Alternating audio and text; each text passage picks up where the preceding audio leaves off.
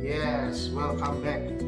Ketemu lagi bersama saya Rusli Sumanti. Sebelum mulai saya mau mengucapkan terima kasih teman-teman yang sudah subscribe, like, dan komen. Nah, di video kali ini saya akan share mengenai 4 karakter manusia. Jadi lebih mengenal karakternya seperti apa, dan kita akan terbantu dengan gimana sih cara komunikasi yang baik. Jadi biar kita pun bisa memenangkan komunikasi ini. Yes, karena komunikasi ini adalah berbicara dua arah, bukan satu arah ya. Kalau satu arah namanya informasi.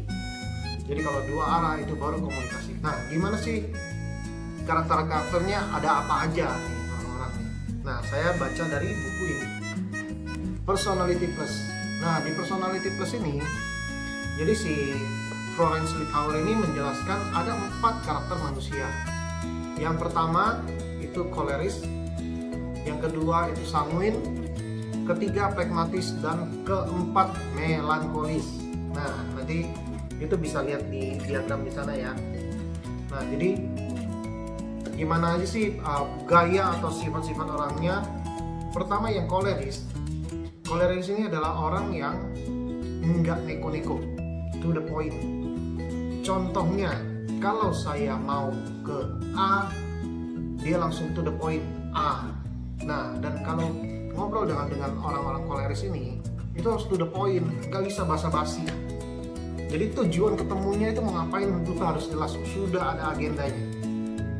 Nah, orang koleris ini pun orang-orang yang biasa menjadi pemimpin. Tapi kalau orang-orang koleris ini tidak melatih kemampuan dia berkomunikasi, biasanya jadi public enemy. Karena dia tidak memperdulikan orang mau sakit hati atau enggak, pokoknya gua jujur-jujuran aja ngomong, to the point. Nah, gimana kalau kita ketemu dengan orang koleris ini harus bagaimana? Kalau kita ketemu dengan orang koleris, ya udah kita harus ikuti seperti apa dia maunya, kita dengarkan. Tujuannya kita mau ketemu dia pun agendanya udah jelas. Jadi tidak bertele-tele. Oke, itu koleris. Nah, kalau yang kedua, orang sanguin. Sanguin ini adalah orang-orang yang kalau kita bisa lihat orangnya rame. Terus contohnya ya, kalau kita ketemu teman-teman kita yang sanguin, biasanya baru ketemu dari jauh aja gitu, halo, hai. Nah, itu orang-orang sanguin. Orangnya rame, orangnya mudah bergaul. Terus orangnya suka ngobrol, dan biasa sanguin ini banyak temannya. Cuman kelebihannya mungkin tidak ada benar-benar teman yang benar-benar dekat sama dia. Nah, dan sanguin ini adalah orang yang kalau mau mencapai tujuan A, mungkin kalau koleris kan langsung strict, tapi kalau dia dan lama nyampainya. Dan karena ya udah, dia begitu jalan, dia ketemu orang, ini ngobrol dulu, ketemu orang ngobrol dulu. Nah, kelebihan sanguin ini adalah sanguin orang-orang yang mudah bergaul. Jadi di kondisi seperti apapun, orang-orang sanguin ini bisa meramaikan suasana. Nah, tapi kelemahannya adalah orang-orang sanguin ini mungkin terlalu cepat pergerakan di dalam pikiran dia, itu jadinya kadang-kadang mau mencapai satu tujuan itu tidak fokus. Nah, oke. Yang ketiga adalah orang-orang pragmatis, tipe gue. Pragmatis ini orang-orang yang bisa dibilang cocok sebagai penunggu lilin. Orang-orang yang mau hidup tenang, orang-orang yang nggak mau pikirin yang lain-lain, masa bodoh, yang penting gua damai. Itu orang pragmatis. Dan kelemahan orang-orang pragmatis ini adalah terlalu comfort di tempatnya, males gerak. Dan juga orang pragmatis ini adalah orang-orang yang benar-benar cinta damai.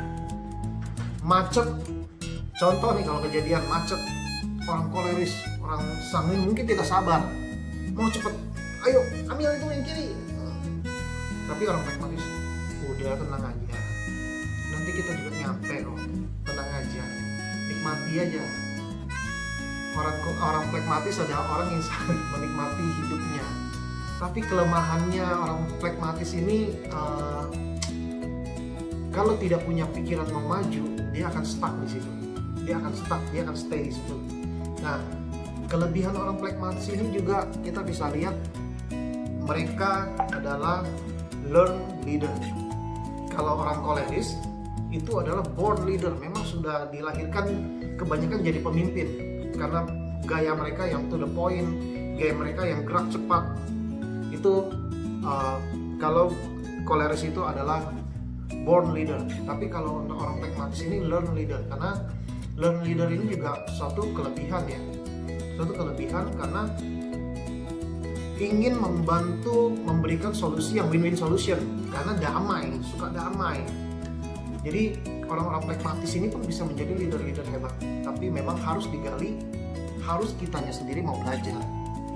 Nah, yang terakhir adalah orang melankolis. Orang melankolis ini orang yang bisa dibilang ambil keputusannya agak lama karena mereka membutuhkan fakta-fakta dan data-data yang jelas. Kalau kita menceritakan sesuatu, mereka belum tentu percaya. Mereka akan cari tahu sendiri sampai benar-benar faktanya mereka dapat, baru mereka akan percaya. Nah, orang-orang melankolis ini pun orang-orang yang mungkin kebanyakan bekerja di balik layar. Nah, orang-orang melankolis ini juga orang-orang yang sangat detail, teliti, dan bisa dibilang sangat rapi ya, sangat rapi dalam mungkin kayak finance. Nah, ini orang melankolis nih cocok nih, soalnya detail sekali. Nah, bisa dilihat ya, itu diagramnya ada dua bagian. Yang bagian atas ini orang-orang koleris dan sanguin. Koleris sanguin itu ngomongnya cepet. Gue maunya begini. Mereka ngomongnya cepet. Apalagi orang sanguin, ceritanya rame, pasti cepet. Nah, kalau orang yang di diagram yang di bawah itu dia agak slow, agak santai, nggak bisa buru-buru. Jadi hari ini kita akan coba plan seperti ini. Ya, mungkin orang-orang yang diagram bawah itu agak slow. Nah, bagi lagi, gimana kalau orang yang diagram bagian kiri? Bagian kiri itu kita sebutnya bagian yang memang kalau dia ngomong itu selalu dengan tentang tugas ataupun tas ataupun tugas ya. Jadi gimana kerjaan lo, gimana usaha lo. Tapi kalau orang yang sebelah kanan itu selalu berbicara mengenai kabar, mengenai sosial. Gimana kabar lo hari ini, gimana kabar lo sekarang. Nah, itu orang-orang di sebelah kanan. Jadi empat karakter ini memang ada di dalam kita semua. Tapi kita bisa tes itu di mana sih? Bisa cari di Google banyak tes-tesnya, dan juga empat karakter ini selalu ada di dalam diri kita. Tapi kita tidak tahu mana yang dominan, mana yang agak sedikit atau setengah, ataupun mana yang nggak ada. Ada juga yang mungkin dari diagram itu yang kita nggak ada. Dan memang karakter ini terhadap situasi akan naik turun, berubah. Ada beberapa kondisi tertentu akan berubah dia punya karakter nih. Karena contoh ya, saya kan memang basicnya pragmatis, tapi begitu ketemu tentang bagaimana kita bikin karya, bagaimana kita bikin sesuatu, itu akan berubah. Saya berubah menjadi perfeksionis, bisa menjadi melankolis. Jadi karakter ini memang sangat menarik, dan karakter ini pun kita bisa pelajari, mau dari buku, bisa dari internet juga sudah banyak sekarang, tinggal Google. Jadi begitu kita mengenal empat karakter ini, kita bisa pakai untuk bagaimana komunikasi dengan orang-orang sekitar kita, bukan hanya dalam keluarga, tapi dalam tempat kerja juga, bisa dibilang dalam komunitas, gimana kita komunikasinya. Ini kita harus pelajari, karena dengan menguasai minimal 4 karakter ini adalah pembahasan yang hanya kulit ya, belum detail ya. Nah, dengan menguasai 4 karakter ini, kita tahu gimana cara menyesuaikan diri dengan lingkungan, bagaimana kita mau berubah, kita punya gaya waktu ketemu orang koleris harus bagaimana, ketemu orang sanguin harus bagaimana, ketemu orang pragmatis harus seperti apa, ketemu orang melankolis harus seperti apa. Dan ini kita bisa pelajari, kita juga bisa pakai untuk bisa memotivasi tim kita, teman-teman kita, ataupun rekan kerja.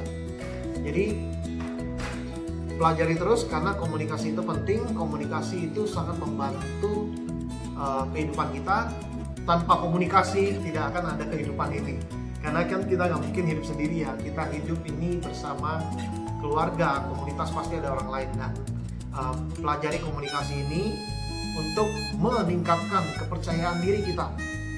Makin pede, makin pinter ngomong, juga orang pasti akan tertarik karena diri kita adalah vibrasi. Begitu kita pede, vibrasi kita naik, vibrasi kita frekuensinya bagus, kita akan menarik orang-orang yang sama. Jadi isi pikiran Bapak Ibu dengan hal-hal positif.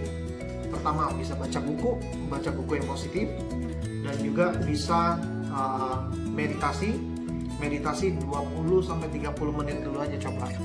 Dan juga pasti olahraga, karena olahraga bikin badan kita sehat, seger, otomatis pikiran pun akan lebih jernih. Nah, video berikutnya saya akan share juga terinspirasi dari seorang pendeta dari Amerika namanya Joel Osteen. Beliau mengatakan apa yang kau ucapkan itu yang akan jadi kenyataan. Dan memang sangat menarik sekali ya. Kadang saya juga teringat dulu saya sempat begitu tanya kabar orang tanya kabar saya pun jawabnya asal-asalan bercanda. Nah, ternyata itu bisa berakibat buruk.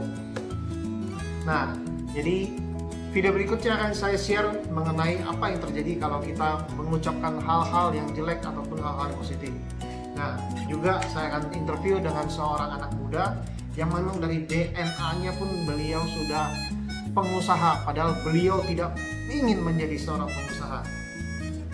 Dan beliau adalah orang yang memiliki properti di daerah Bekasi, dan juga beliau adalah pemilik tempat saya latihan Muay Thai.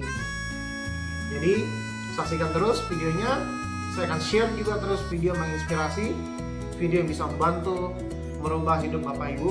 Dan juga jangan lupa subscribe, like, dan komen. Bunyikan loncengnya, saya akan share terus semuanya.